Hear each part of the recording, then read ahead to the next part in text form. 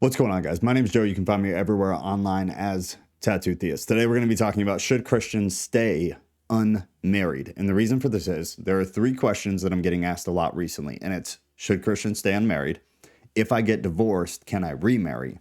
And premarital sex. So the reason we're going to start with should Christians stay unmarried is because this leads into the other two topics of whether after divorce you can remarry and the concept of premarital sex. Real quick before we start though, if you want to get in on the Bible study we're doing Sunday and Thursday, 6 p.m. Central Time, if you come to my YouTube, you hit live, all past studies are here. You can catch up, you can go through them, you can see what you've missed, and you can hit notify me, and then you will get a YouTube notification when it is time for that stream. Along with that, if you want to get in on the private Discord, which has an events tab where it gives you the link to any upcoming streams. So usually there will be two events here, but you've got one right here for tomorrow at 6 p.m. Acts 5 and 6 is what we're going to be going over. And then you have a direct link.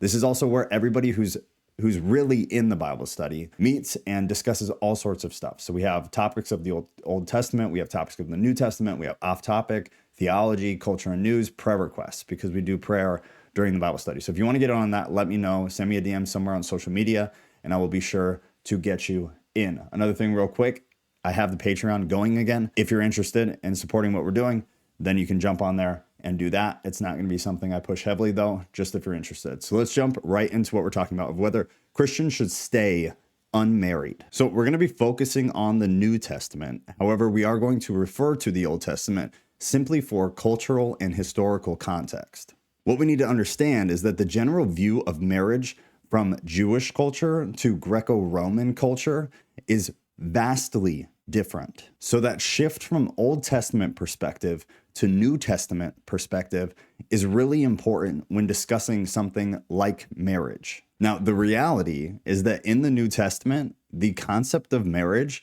is not something that is pushed by the authors. In fact, it's really viewed as something that's more of a cumbersome thing. It is restrictive. And it's kind of a handicap in the way that they describe it in the New Testament. Now, a couple of examples. 1 Corinthians 7:38 says, the one given in marriage does well, but the one not given in marriage does better.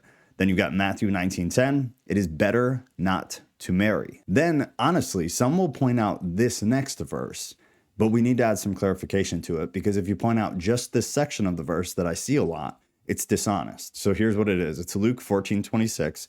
It says, hate one's father and mother, wife and children, brother and sister. Now, the problem is that they're leaving out the end of that section. And with that one, it is very important that you finish the thought. And the thought ends, yes, even their own life.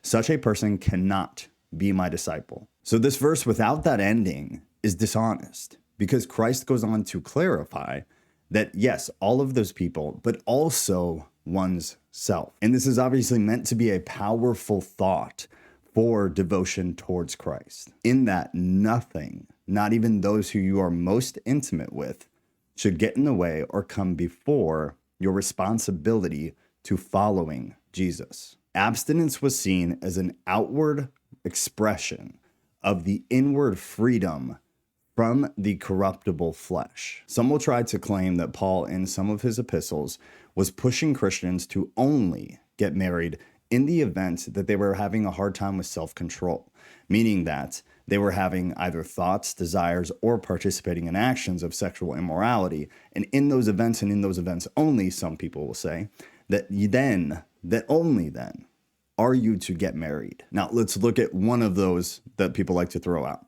It's 1 Corinthians 7:9. It says this, but if they lack self-control, let them marry, for it is better to marry than to be inflamed. Now, earlier on in that section, he says this, it is better for a man and a woman not to touch, but because of fornication, let each have his own wife and each her own husband. That's 1 Corinthians 7:1 and 2. Now, there's a possibility that what Paul's talking about is meant in general for all Christians. But what we do need to keep in mind, and something that we at least need to ponder, understand, be aware of, and give a little bit of credit to, is the fact that that is meant for the Corinthian church. That was a letter specifically addressed to and specifically for the Corinthian congregants and leadership.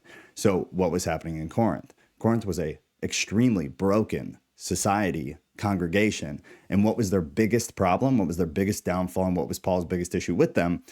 You could argue it was sexual immorality. So there is a chance, there is a possibility, and it is an option of thought that Paul was specifically addressing this church due to their specific problems culturally, and that idea or that concept was not meant for all of Christianity, but rather meant for just the Corinthian church. And on the other hand, there is the possibility that that is also a direct teaching for all of Christianity, that it was addressed to the Corinthian church, but that it is to be kept all across the board. Now, these are just a few examples, but throughout the New Testament, you will find easily verses that make it seem or directly say that it is better as a Christian to be unmarried for the simple fact that you are able to give your full devotion to your faith and you don't have somebody or something else that requires attention and devotion from you. But some people think, how does that make sense? Doesn't God want you to get married, have a lover, have kids, and build a strong Christian family that can then go out into the world and spread the message further? The most consistent answer would obviously be yes, because then long term, you're able to reach more people. You're able to minister to more people through your family in which you have built a strong Christian family, right? Now, there's another kind of interesting idea in that some people will say that the authors of the New Testament, including Paul, believe that the second coming or the end times were going to be soon from where they were. So in their time, the times of the New Testament, some people say they thought the second coming was going to be soon within their timeline. Therefore, in a sense, if that was true, you could kind of see why maybe the authors of the New Testament were pushing people to refrain from marriage, refrain from building a family, if they thought Jesus was coming soon, because they would want you to focus on putting your full devotion into Christ, focusing on individual personal development, and focus more on preaching the gospel and spreading the message rather than getting married and building a family, which takes time. So in the event that Jesus was coming soon, maybe they thought that you did not have time for that. Now, in our day, we know that it was good that Christians, at least to some degree, didn't follow that they did marry, that they did have kids, and that they did continue to spread the ministry that way because, well, we're here, right? So tons of time has passed. A ton of ministry has been done. And a lot of that is thanks to Christians building strong Christian families and then ministering out to the world that way. However, you have to understand that if it were true that the New Testament authors believed Christ was coming soon, it would make sense that they would be pushing people to refrain from marriage and rather just preach the gospel quick because Jesus is coming soon. Just focus on your personal relationship with God quick because this is all about to be over. But again, now we know that's not true. So now I'm very grateful that Christians decided to get married, decided to build families and communities of strong believers so that the faith was able to spread and grow much bigger. So what are some key things that we need to think about with all of this? The first one is this: if you cannot control your flesh, your sexual desires, you are to get married. The second one, you are to refrain from premarital sex and share this only with the one you dedicate your life to. Number 3, if you are called to be single, you are also called to be celibate, dedicated to Christ alone and your calling. Number 4, if you are called to have a spouse, in most but not all cases, that is also a call to have children and to develop a strong Christian family. And the 5th point, if you have a family, you are responsible for raising and building a godly household and environment for them. Now, if you agree with what I'm saying so far, do me a favor, hit the like button, share this with somebody that might benefit from it, and then let's keep going. Now, this is the part where it feeds into the other topics that I mentioned at the beginning of the video. But what is marriage? As we discussed in the beginning, the Jewish culture of marriage is very different from the Greco-Roman culture of marriage. So Old Testament to New Testament. So then let's compare current day marriage.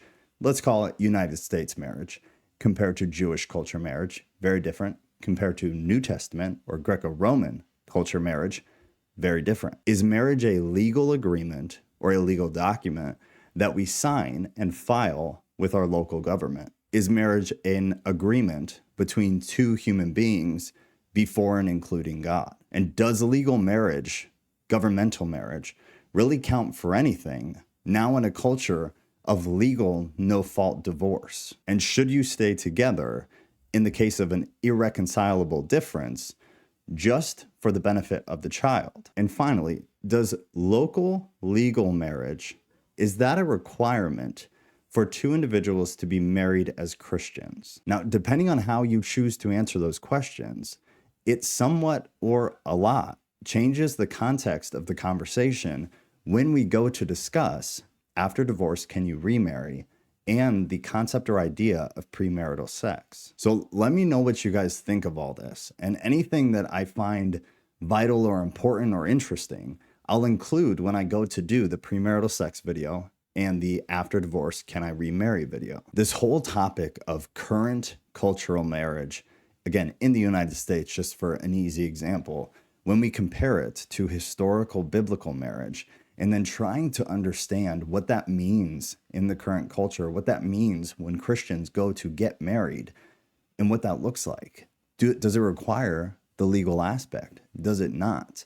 And then depending on how you answer it, it affects the other two topics. I love this because I find it really, really interesting just sociologically. So let me know what you guys think. I love you, and I'll see you on the next one.